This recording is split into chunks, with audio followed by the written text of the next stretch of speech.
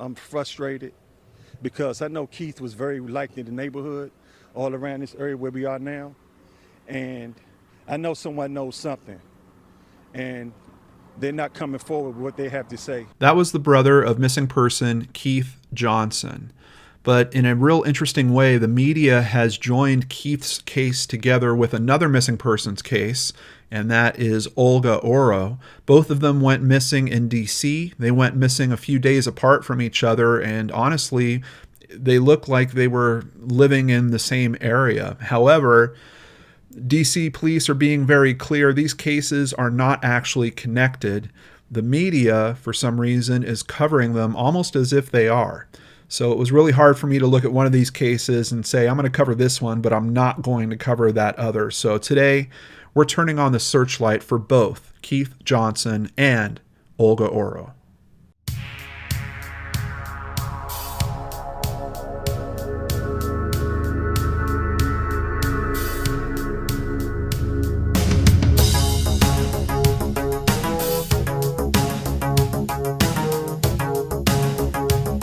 Welcome to another episode of Brainscratch Searchlight. I'm John Lorden. Thank you so much for joining me here today, and thanks for caring about these cases like I do. So we've got a very bizarre start to this story, and even though we started with a video about Keith, in terms of the media, the coverage kind of starts more about Olga, so we're going to start there. We're actually going to start with some information that was posted from the Metro Police Department. On Saturday, July 18th, 2020, members of the 1st District responded to the listed location for the report of an unattended child. Upon arrival, officers located a juvenile male who was unaware of his mother's whereabouts. The Metropolitan Police Department's Youth and Family Services Division responded to the scene and initiated an investigation into the circumstances surrounding the missing person's disappearance. The missing person was identified as 34-year-old Olga Oro of Northwest D.C. The child that they found was her 7-year-old son, and apparently he had been alone for possibly a few days at this point. I've never had a case start with conditions like this. Very, very bizarre. But let's get to fox5.com, fox5dc.com. Officers say 34-year-old Olga Oro was last seen in the 300 block of Massachusetts Avenue on Thursday, July 16th, 2020. Police say Olga is a black female, 5 feet 9 inches tall, 125 pounds, with black hair and brown eyes. And here we have a picture of her. I still haven't found a clothing description for her. There is no name as profile for this case. And even this detail is kind of strange. We're hearing from the police that they're responding to this on July 18th. Here in the news details, we're hearing that she was actually last seen a few days before that. And of course, that makes sense with what I told you guys. We had her son alone for a few days in all this as well. Over at NBCWashington.com, Olga Oro, 34, was last seen walking away from her apartment building in the 300 block of Massachusetts Avenue Northwest the evening of July 16th, police say. Oro's father came to her apartment to pick up his grandson over the weekend and found the boy alone. Now, the news version obviously sounds a little bit different from the police version. I think we should probably go with the police version there. And I've heard some variations even with the news version. I've heard that the boy's grandfather essentially came to pick him up and that the boy was alone. I've heard no, police responded to a call because neighbors basically noticed that this boy was alone and called it into police. And that seems to line up with the information we got from the Metro Police Department as well. Some people who live and work near her apartment described her as a nice person and said they hope she's okay. Neighbors said Oro would never leave her son alone. Now, one thing about this, I took a look at the area where this went down, and if we kick it into a satellite view, I've actually been to D.C. a few times, and very populated area, a lot of businesses integrated with the homes as well, and I imagine getting around this town without being captured on camera at some point, extremely difficult. So if police were really zeroing in on an accurate story in terms of when she was last seen, they've probably got some good tools at their disposal in terms of CCTV cameras. So this is the area where it looks like she was living, and you can see, I mean, there's just there's a government office right across from there, a credit union, U.S. Army Corps of Engineers headquarters, Petroleum Institute. I mean, these are a lot of areas that I think would certainly have cameras, and they're pretty much just surrounding where she lived. We've even got the FBI Washington field office right down here. And if we zoom out just a little bit, you can see that about a mile away to the west, that's the White House. So I think there's probably a lot of cameras around this area. You've got the Smithsonian that's down there as well, the Air and Space Museum. But let's continue with the coverage and see what we can learn about this case. Now, very early on, the two stories were kind of attached to each other. And I don't know if that's possibly because of how Metro Police were speaking to the press and the public about it. I think they probably noted, since they were getting attention for one of those cases. I mean, anytime you have a story about a child that's left behind and that's the start of a missing persons investigation, there's probably a pretty good chance that you're going to get a decent amount of press around that. And I think probably in a very good move, the Metro Police Department identified, Olga's story is probably going to have some media exposure to it. And we've got this other mystery with Keith Johnson. Let's see if we can try to help that case as well. Now, typically I've been critical, in particular when we have citizen sleuths or citizen investigators that try to lump together multiple cases, because that's usually in an attempt to show that, hey, we've got like a serial killer in this area, or there's something that's going on because all these people are going missing in this particular area. One thing I really appreciate about how Metro Police Department's handling this is they're being very, very clear on the outset. These cases are not connected, but we've got this other case that you guys need to know about. We're asking for your attention on both of these cases. So here at WUSA9.com, police searching for missing man and woman who suspiciously disappeared about a week ago. DC police are looking for a 43-year-old Keith Johnson and 34-year-old Olga Oro. DC police need the public's help in finding a 43-year-old man who was last seen on July 13th. Keith Johnson was spotted in the 1800 block of Tobias Street in Southeast, police said. Police later found his car on the 3700 block of D Street in Southeast DC. Police Chief Peter Newsom said the car was found with a significant amount of blood inside. He said officers were able to recover Johnson's wallet from the vehicle and have not seen any activity in his bank statements. So several indicators, very big cause for concern, especially when they say there's a significant amount of blood. That's a pretty strong statement, and I think that is alluding to the fact that they're probably seeing enough blood that they're extremely worried about the fact that Keith might not have survived whatever happened to him in that vehicle. But at this point, they're not even 100% sure that it's his blood. Johnson is described as a black man with medium brown complexion, brown eyes, and mixed gray hair. He is 6'1" and weighs about 210 pounds, police said. Johnson was last seen wearing a purple shirt, jean shorts, gray and white sneakers with a black hat. Now, it's interesting here that we do get kind of a typical missing persons description. We even get his clothing noted, and we don't have that for Olga's case. I know this site doesn't have a picture of him, so let me just bring up, here's the missing poster for Keith Johnson. And basically just echoing all the same details that we've covered here. The incident was reported on July 15th, so similar to her case, about 2 days later it actually gets called in. They do mention here he may also be operating a dark gray 2016 Ford, I believe they mean Explorer, with a Maryland tag of 5EA8387.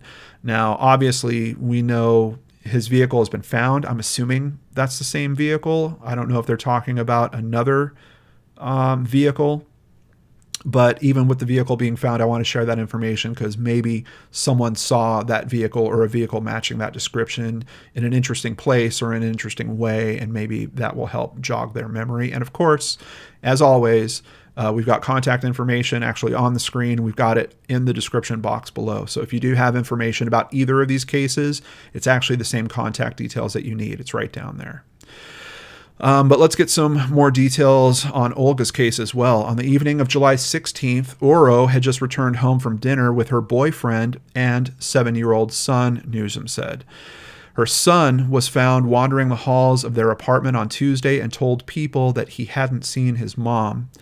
Newsom said that her boyfriend was the last person Ooro was seen with. Her boyfriend is cooperating with police.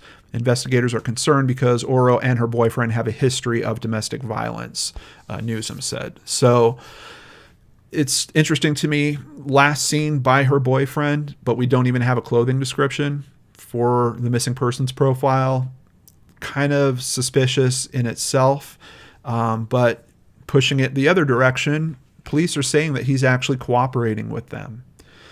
So let's pull up a map just to figure out Keith's case a little bit and see one of my big causes for concern right off the bat. So last seen at 800 Tobias Drive Southeast, but then vehicle found at 3700 D Street Southeast. And we see if you took a driving path, at some point you're crossing a river there. And of course, I'm very concerned about that.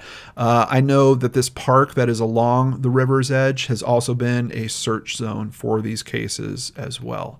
But just to kind of pull it into perspective, if we zoom out on that, we've got the National Mall and the White House right here. So where his vehicle is found, actually fairly close, probably within 1.5 miles, 2 miles of where Olga is living as well. And I'm not saying that because I'm trying to connect these cases. I'm just telling you the locations are very close to each other.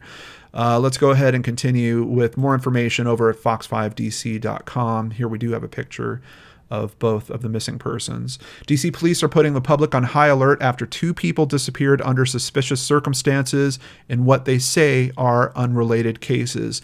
And I'll be honest with you guys, when I started looking into this, and I'm reading things like that, and I'm seeing how this information is rolling out, there's a part of me that was actually saying, is this going to tie together at some point? You know, are we going to all of a sudden hear there was some other connectivity between the two of them, or maybe they were seeing each other or something along those lines? Let me just head it off for you guys right now. Nope, none of that has come to play. Would I be ridiculously surprised if somewhere down the road we do hear that there's some connectivity between these two cases? Not necessarily, because we know the locations are fairly close to each other.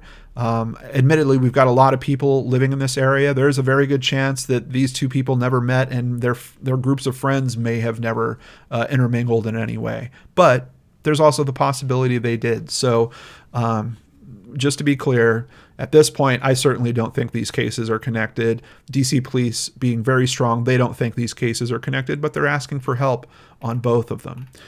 We're asking the media to pay close attention to this case in both of these instances. The family of Ms. Ooro has said that this behavior from her is completely out of the ordinary. She would never leave her son like that.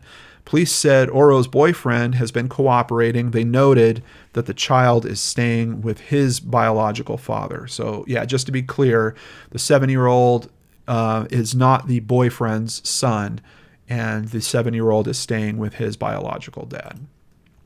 Over at patch.com, a little more detail on this. There was a significant amount of blood located in the rear and in the front passenger seat of that vehicle. So once again, that gives us a little more insight, a little more scope about what we're talking about here. For blood to be in both those locations of that vehicle seems like something very significant had to happen inside of it. Our detectives are currently working to determine whether or not the blood that's in the vehicle was Mr. Johnson's blood. We do not have that information at this time. Now, while the local media has been doing a good job of kind of echoing what the Metro Police Department wants them to, I didn't exactly see a deep dive into this case happening at that level. But thankfully, the Washington Post steps up with their reporting, and we do finally get some stronger details. Ooro, 34, works as a cashier at Harris Teeter grocery store in the Navy Yard neighborhood of Southeast Washington and lives near Mount Vernon Triangle in the city's downtown. Ooro's mother, Timana Ooro, said her daughter had never talked about her boyfriend, who is not the father of her son. Quote, "I can't begin to speculate what happened," said Timana Ooro, who migrated to the United States from Kenya in the 1980s. She and her husband raised their family in Silver Spring, Maryland. She was a very good child, Tamana Oro said of her daughter. She was very lovable, and she loves her child dearly. Now, unfortunately, we didn't get any additional detail about Johnson in this report. It's literally all the same stuff that I've told you guys about. It does say that they tried to reach out to his relatives, but they didn't get back to them in time for this piece.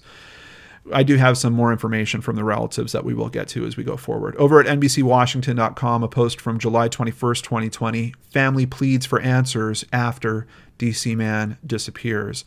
Tuesday was Johnson's 44th birthday, but his family still has no idea where he is.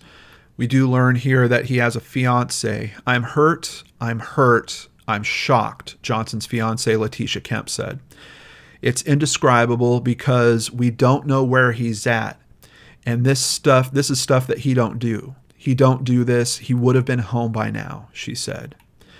His brother also has a comment in this article. I just want him to be found, if he's found alive or dead, so we can start to heal, said his brother Daniel Johnson. Keith Johnson's family searched the woods near his childhood home off Ridge Road Southeast Tuesday in the hopes of finding something. His car was found approximately a mile from the wooded area. Now, at the start of this episode, we touched on cameras. Cameras. Are they going to play a big role in this case? And here at WTOP.com, we start getting a little bit of that coming into view. The police chief said they have reviewed surveillance footage from the building and found that the last person Ooro was with was her boyfriend. Now, of course, we had that information kind of come out earlier, but we now know the source of that information. They literally have footage of them together on the day that she went missing. So you guys that watch the channel regularly know that I will use Crime Online as a source pretty frequently. One of the things that I appreciate about them is they are essentially kind of like a news aggregator, almost like this channel is. They go through a bunch of different articles, they pull that together for a story, and they're very good about including their sources. That's why I'm a little bit confused about the coverage on this particular case, because they're making a statement here that I can't quite verify. But once again, they're talking about the large amount of blood that's found in the rear and the front passenger seat. Forensic testing confirmed that the blood belonged to Johnson. That's the statement that I can't find the source for and I can't confirm. We know that his wallet was recovered from the vehicle, and police have said that there's no activity on his bank accounts. So I don't know. I can't really, because I can't see the source for myself, I don't know if I could put 100% into this. I know that police are certainly worried that it's his blood, and I don't know if it changes the investigation incredibly, but it is an interesting thought if it did come back that it actually wasn't his blood, that it was someone else's blood, because that might change the scope of the investigation. But here, at least according to Crime Online, they're saying that the blood was confirmed to be his. I just can't find the source that they're pointing to for that. The article that they link, they usually link the articles very close to where the information comes out. This article does not say that. It says that they're waiting for the tests. Over at another article from Fox5DC.com, very big development in Olga's case, and honestly a tragic development. Boyfriend charged with murder in connection with DC woman's disappearance, police say. And this came out on July 24th. The boyfriend of a woman who went missing last week in DC is now facing second-degree murder charges in connection with her disappearance. Police say that although Ooro's remains have not been located at this time, her boyfriend, who they have identified as 55-year-old Darnell Sterling of Southeast, was arrested and charged on Thursday after an investigation determined that the offense is domestic in nature. So obviously it's one of the things that we were thinking of and that we're concerned about when we hear the conditions of a disappearance like this. Woman goes missing, last seen with boyfriend, child is left unattended after that, and especially the way that the child's left unattended for a few days. And by the way, that child happens to not belong, actually to not be the boyfriend's child. Certainly had a lot of warning indicators here, but it looks like they've got even more that they're working with. And let's jump over to another article at the Washington Post to get into the details on this. Police said in an arrest affidavit filed in DC Superior Court that surveillance video shows a man who fits the defendant's description pushing a cart into an elevator and out of the building that held a large object which appeared to be wrapped in a blue and white blanket and was consistent with the size of an adult human being. The affidavit said the suspect then drove to his residence in Southeast Washington and then to Ocean City, Maryland. In addition, police said the suspect gave detectives statements that contradicted evidence, and Ooro's cell phone, purse, apartment key fob, and bed sheets are missing. Police said a cadaver dog alerted to possible human remains in Ooro's apartment, in the hallway, near her door, and in the front passenger seat of the suspect's Volkswagen Passat. Terrible news for a case like this. This is the news that you never want to hear in a missing persons investigation, except for the fact that if we understand this is indeed a homicide investigation, this is the type of detail you want to hear, that essentially the case is forming, the facts are coming together, the evidence is coming together, and it's telling something very specific. I would bet if they're releasing this much information in the affidavit, I would bet there's a lot more information in the investigative file that's going to support this even more. And probably, I'm telling you, this area, there's got to be a ton of cameras. There's going to be more tracking. As a matter of fact, this article goes into some other detail on the tracking with cameras that are used for license plates as you're crossing bridges and stuff like that. So some of his statements didn't line up even with when he said he had gone to these certain places. He's kind of pushing the time frame around a little bit, and the investigators are saying, we've got plate cams. We know when you actually cross that bridge, and it's not at the same time that you're telling us. At his initial court appearance, Sterling's court-appointed attorney, Howard McCarran, argued that there's no evidence that Ooro is dead, which, of course, for a defense attorney like that, they're going to use that in every argument they can. And if she is deceased, he said there is no evidence as to how she died. Of course, once again, if you don't have the body, you can't prove how she died. He said there is evidence Ooro has used drugs in the past and she might have overdosed. The defense attorney said police searched Sterling's car without a warrant and argued any evidence found could be inadmissible at trial, and that the police dog's findings are not conclusive. He said it is possible Ooro left her apartment with someone else after his client departed. But they've got someone on footage that looks like moving a body out of the building that looks a lot like his client. Assistant U.S. Attorney Michael Liebman said Sterling was a risk to the community, had nearly a dozen former convictions, including for assault and theft, and that he violated a court order barring him from being in contact with Ooro. Ooro, in April, had complained to police that Sterling punched her during an argument at his residence. Assault charges are pending against Sterling in that case. So if this is a situation where he is responsible for ending her life, do we now have possible motive here as well? Because there was pending charges that were coming up against him for a domestic against her. Sterling told police he had been with Ooro at dinner the night of July 16th and that the couple had planned to go gambling. Ooro's son told police that his mother put him to bed and was wearing fancy clothes. Sterling told police they started to argue shortly after leaving, and she decided not to accompany him. Sterling told police he then drove to Ocean City, slept overnight on the beach, and returned to the district the following day. He also said his cell phone was stolen as he slept. I'm kind of curious what happened to that cell phone and why is that coming out in this information as well. It's probably going to come up as an important point in the trial, I would imagine. Olga's mother does comment. She says that she wasn't aware that her daughter was being abused, and obviously she wants her daughter's body to be found. They are noting in this article over at NBC Washington, anyone with information is asked to contact police. A reward of as much as $25,000 is offered. I've seen that noted in a few places, and you've got all the contact details you need either on the screen or in the description box below.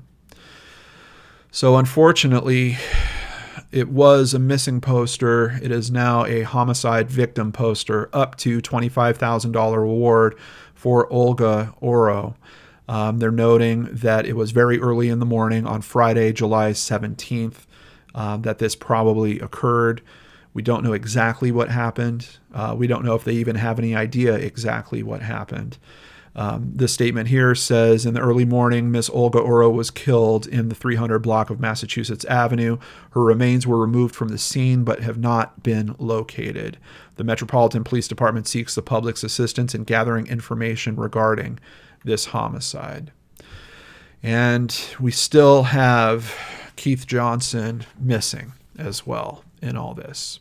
And without knowing the true results in terms of the blood type or the blood testing, we don't know. We might be looking at 2 homicides here on today's Searchlight.